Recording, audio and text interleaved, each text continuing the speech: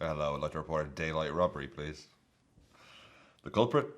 He's 4'1". He's an Argentinian, but he's got a Scottish name. What's not clear about that? What am I talking about? Well, I'm talking about one of the biggest smash and grabs in the history of professional sports this month. Very much a throwback to the papering over the cracks last minute winners of early this season. I'm going to be talking all about it. Look, I won't beat around the bush. It was a bad performance. Very, very, very bad in the first half. Many are saying our worst yet this season. And that's saying something. So I'm going to just talk a little bit about the game, but we didn't do a huge amount. We did some good stuff. And yet, we are now 3 league wins in a row with 0 goals conceded. You know, in our last 6 games, we've scored 16 goals and conceded 3 or something like that. So I'm confused. This team just always keeps you guessing, don't they? I turn it on and who do I see? My man, my wunderkind, Florian Wirtz in the warm-up, talking to somebody. And I'm like, oh, brilliant. What are they saying about him? Turn it up there, will you? And Florian Wirtz is ruled out of the game. Bollocks. So that was a bit of a blow at the start. But, do you know, I have to admit, I felt at the start of this game that, I feel like I'm kind of over that emptiness. You know what I mean? Where, didn't matter. We scored, didn't celebrate. Conceded, didn't bat an eye. Lost, we went from 2-1 down to 3-1 down. But enough has happened since then. And we've put enough decent results together. Performances maybe another thing. And we're doing well in the cup competitions. We still have the Champions League. They're bottling it above us in the league, so we're slowly creeping up. And I was like, okay, I think I'm ready to be hurt again. And Liverpool said, I've got you, mate. By putting in an all-time stinkfest first half. Literally within the first 2 minutes, they had a one-on-one. Luckily, we have the best one-on-onesman in the history of Premier League football in our goal. And man, will I miss him so much when he's gone. I've never been so confident about my keeper saving a one-on-one. You know what I mean? And that's why, as a slight aside, when I see the Gerrard slip, I was only watching it recently and I'm like, fucking Mignolet, man. But he can't be the one to blame for that. The odds are on the striker there. But I'm ingrained into Alisson thinking. I'm like, how do you not stop that? How are you not rushing out at the right time? Whereas, Alisson has me spoiled and I love him so much. It was one of those where the fact that we went into halftime and it was 0-0, I viewed that as a very positive, result, or a very positive halftime score, because, as you know, famously, we always have one dog shit half of football, sometimes 2. But in this case, I was like, okay, we've got our shit half out of the way, and we're not losing. So it stands to reason that when Arne gives them a kick up the arse at halftime, they will do something. Okay, you guys, that was not bad, but it was not good. You could all learn a thing or two from Gakpo. Salah, I'm looking at you specifically. I don't know what this accent has become. Anyway, I don't know. I don't know what he said at halftime. Maybe he said, you can't possibly play worse than this in the second half. Can you? And look, we played a bit better in the second half. But I really did miss Wirtz. But these injuries, man. I mean, I missed Wirtz, obviously. I missed the fact that Szoboszlai has to be taking up that spot at right back when he really should be, dictating the play a bit more, which he kind of does anyway, to be honest. It doesn't really stop him at all from influencing the game. But at the time when I was watching it, I was also on baby patrol and she was fussing. But it was a frustrating half all around in that first half because I couldn't. I was like, you want me to hold you? No. You want me to sit? You want to sit down? No. You want to lie? No. You want to lie this way? You want to play with this? No. You want a bottle? No. Okay. And we're shit as well. But some interesting points of note in the second half, and I honestly can't even remember anything before 80 minutes. But Salah been subbed in the 70th minute or something like that, or close enough to it. He had a bit of a he had a bit of a smirk on his face, you just made the biggest mistake of your life.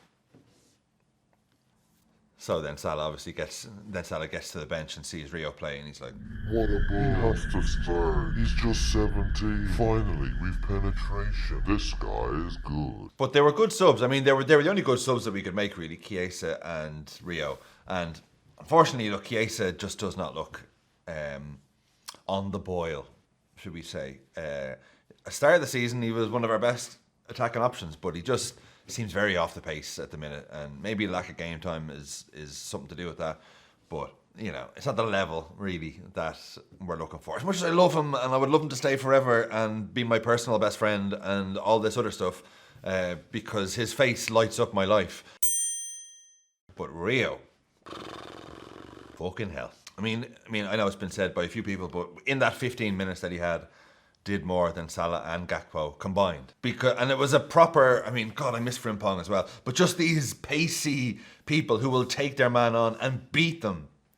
Remember that? Remember having players who could do that? He's such a difference maker, and I get, like, obviously he was an impact sub and he did the job of, you know, that Slot would have wanted as a sub, but I mean, I would just start him. I mean, and I know this whole thing of managing his minutes and, you know, but at the minute, if he's in the team, is he in the team or isn't he? You know what I mean? And I get you want to protect young players, you don't want to overplay them, but you know, take him off after an hour or something like that. But I would love to see him start and see what difference he makes at the start of games. I'm just going to get to the business end of the game. It was a really, first of all, I will say before Rio's influence there, the ball is won back brilliantly by Kanate, who from about 85 minutes on went a bit mad. You know what I mean? He was a bit loopy. And I like loopy Ibou, where he wins the ball back, gives it to Rio, and he just fucking takes his man on. He's gone. Mugged him off. So it beats his man, gets a few yards of space, puts a beautiful ball in over the keeper. Hugo Ekitike, you son of... Oh my God. Now, with the Ekitike thing, I looked at it again. I'm like, it's kind of like, yes, he should finish that, because he's unmarked in the 6-yard box with the whole goal to aim at. I mean, headers aren't really his forte, are they? Like, but he gets on them. Like, he gets very close. Personally, I think it's since he's bleached his hair blonde. I mean, there's a direct correlation between strikers changing their hairstyle and you know, their form on the pitch. But I also think that it is also a brilliant save as well. You know what I mean? It's not just right at the keeper. It's just not far away enough. We were so close to the coveted ha goal where MacAllister just jumps. And you know what? Here's the worst part. Now, this is the manipulation of the next few minutes of my emotions. First of all, they did me where I'm like jumping up. Yes, come on. Only to remember, of course, that this is 2026 and joy is not something that's dished out willy-nilly. So, oh Jesus, I've only got 5 minutes left on this SD card. Sorry, I had to change the SD card there. You didn't hear my witty observations. So it hits off MacAllister's back, or so I think. And then, of course, they go to VAR because that's just the way it is. And then as soon as you see it hit off him, I'm like, oh, I think that's a handball. And then you see the other replay confirm, because even though his hands are tucked in, but you can see the ball literally just go to the arm. And I was like, fuck. I was like, okay, fine. I'll tell you what, the best part of the goal was this. Ibou cartwheel. I mean, where would you see it? This was in his loopy phase of the game. I don't know why. He was super just... His emotions were like dialed up. You see him even in the celebration when we do score. This celebration at full time. He's just a madman.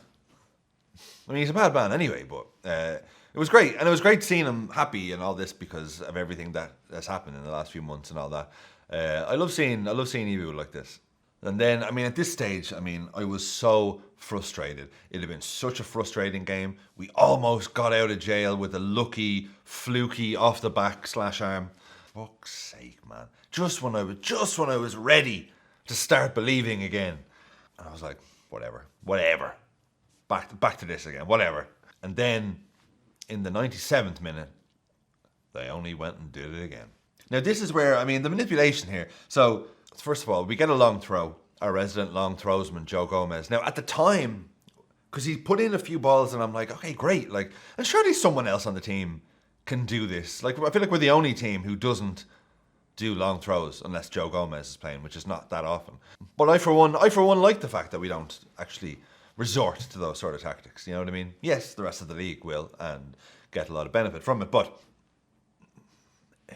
But when Gomez threw it, I was like, just throw it into the box. Like I couldn't tell because the TV was down low and it didn't say how many extra minutes we had, so I had no idea. It was going into it's like the 96th minute. I'm like, how long have they given us? Like I thought he was just going to launch it into the box, and he gives it to Szoboszlai, which generally great, but I was kind of like, oh, like someone came right out straight away, and I was like, what a fucking waste! Like just get the ball in the box. Where now Szoboszlai is like 40 yards from goal with someone right in front of him. Like surely it's better to have just gotten the cross in. But this is Dominic Szoboszlai we're talking about here. It was able to just through sheer brilliance, just go this way, go that way, just get an extra half a yard to put an absolutely beautiful ball in. And Van Dijk does really, really well to get something on it, just to keep it alive. And then the fact that again it's a deflection sort of thing, like a bit of a scramble, and who's there again but fucking Alexis MacAllister to smash it into the goal. And now this is the part where I'm like, okay, I didn't celebrate at this time. I was like, maybe that, where I was just like, okay, I'm not going to do anything about that, are they? And then it seemed like, I was like, okay, no one's called that and back. I was like, fucking yes, man. I'm like, okay, amazing. And then I saw the still shot where it looked offside, and I was like, do you know what? I might just stop watching football forever. Because I was so frustrated. At that point, if that had been disallowed as well, I would have said, do you know what? Fuck off. Fuck off. All right? I don't know who I'm talking to. I don't know what I'm talking about, but fuck off. It's been a nice ride. We had some ups and downs, but this is where I get off because I can't take this anymore. And I see like Van Dijk. So Van Dijk, I'm like, yeah, he's clearly offside. Fuck's sake. And then because I had the sound kind of low because there was madness going on all around me, I'm like, I heard a big cheer, and I'm waiting to see this. I'm waiting to see the scoreline just go back to chunk. And then I seen the Liverpool player celebrating. I was like, they're giving it. And then you see the semi-automated offside. Some mug's got his leg out behind Van Dijk. You can't see him because Van Dijk is so massive. But I was like, fucking yes, man. And the player celebrations for that goal as well, where you have just Szoboszlai turning around, being like, ah. You have, I just love these away end celebrations. And I particularly like them being against Forest. And it's like, it's funny because this team really doesn't like us. And their manager was losing it as well, which I thought was quite funny. But I was like, fucking brilliant. You have Ibou again, just jumping up on the advertising boards, just doing everything. And then the ref called it, whatever, a minute or two later. But the big question is, where does the goal rank on the patented fucking yes scale? Well, you've got the time of the goal. You've the fact that it's Alexis MacAllister. You've the fact that he just got one disallowed and then literally almost a carbon copy in a different way. Now, aesthetically, it was not a pretty goal, but at least it didn't take a touch from the time I left his boot to the back of the net. On the fucking yes scale, where does it rank? It's a solid 9. And I tell you, it's a 9 because... Actually, I'll tell you why it's a 9. Let me show you the crude drawing first, and then I'll come back.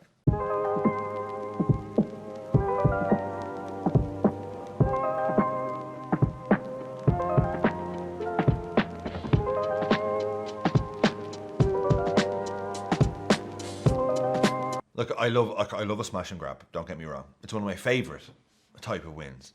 But the aesthetics of the goal was one thing, but just the general performance. And that's kind of what I wanted to, like, I don't want to end on a, sour note, but why are we playing so bad? Why was that so bad from minute one?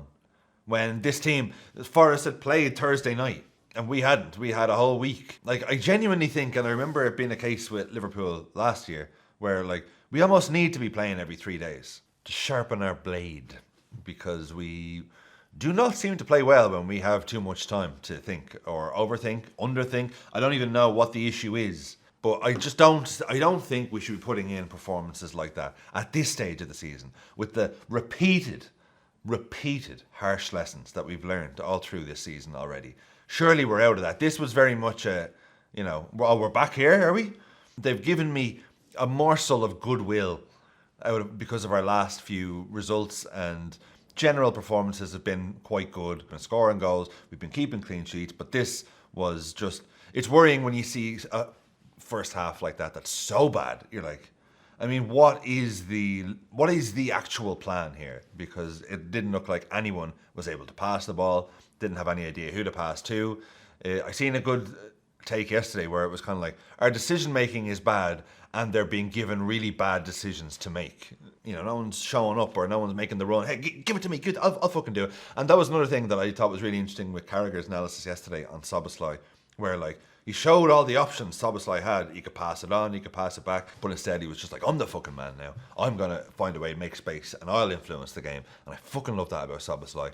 And it's no surprise to me that he's scoring more goals this year, because I really felt last year that like shoot yourself. Like, he's got one of the best shots in the team, and I felt he passed it off a bit too much and kind of like, no, it's not for me to do. This is you. This is Mo Salah I'm talking to here. You go do it. And now it's like it's flipped around. Now it's like, you're Dominic Szoboszlai. You finish this shot. You got the greatest shot in the history of world football. So I don't even know how to feel. You know what I mean? I'm delighted. It's almost worth the frustration of a full 90 minutes. Just piling up that frustration just for the release when you can score a goal and get the 3 points away, keep a clean sheet. Alexis MacAllister is happy. I always like seeing him happy. And a full time again, Ibou just singing to him. League via their league position for next season. They league via their league position for next season. He's a madman. Thank you very much again for the support of the channel, and thank you very much to all the members, aka you son of a bitch. There is a members video dropping in probably today or tomorrow, where I review the 1977 European Cup final. Just like one of these reviews, but it's a match that I've actually never seen. So I actually learned a lot, and I think it turned out quite well. So I hope you enjoy that if you're a member. If not, you can join down below, or if you don't want to do any of that, just give us a like, subscribe. I don't want to put any rules on you, you know. So we're still sixth, or sixth, as they say in England, but we're still sixth, correct way. Yeah, we're right in the mix again. You know, we're only 6 points off third. You know what I mean? I'm looking to third. I'm not even settling for fourth. Get me third. So it goes, hopefully, City, Arsenal, Liverpool. And I say City because obviously none of us want Arsenal to win the league. And if City win the league, I was only chatting to someone on Saturday night about it, where they were like, who would you rather win, City or Arsenal? I'm like, City. And they were like, why? And I was like, because I can fob that off. I'm like, we know how they do it. Whatever. Another day. You know, just barely, like, I feel like City win the league and you never hear anyone talking about it. You know what I mean? It's not like the fans are insufferable online and like, oh, they're never going to shut up, because they're just not there. Whereas, you know, I can't have Arsenal winning. I mean, it's all down to Arteta, really, but if Arteta was more likeable, I wouldn't mind them as much. Anyway, I don't want to be talking about that shit if we're not involved. Third place is what I'm striving for in the league. I'm not sure if we'll get it, because Man United are in form, but Villa and Chelsea are kind of slipping up. You don't know what you're going to get. Hopefully the new manager bounces well and truly worn off with United, but we'll see. You know what? We're in a much stronger position now than we were 2 weeks ago in the league, where all hope looked lost. We're in the Champions League. We're in the FA Cup next round. So you know what? It could still be a pretty good season. So Liverpool have definitely jiggled some emotion loose, and no doubt about it, I am ready to be hurt again. I will be back on what's Liverpool's next match? Saturday, 3 o'clock against West Ham. Bollocks. We should be fine. It's a good slot for a kickoff. It's done us well in the past. So join me for that, and have a great week. And listen, if you don't mind me saying on a personal note, up the fucking Reds.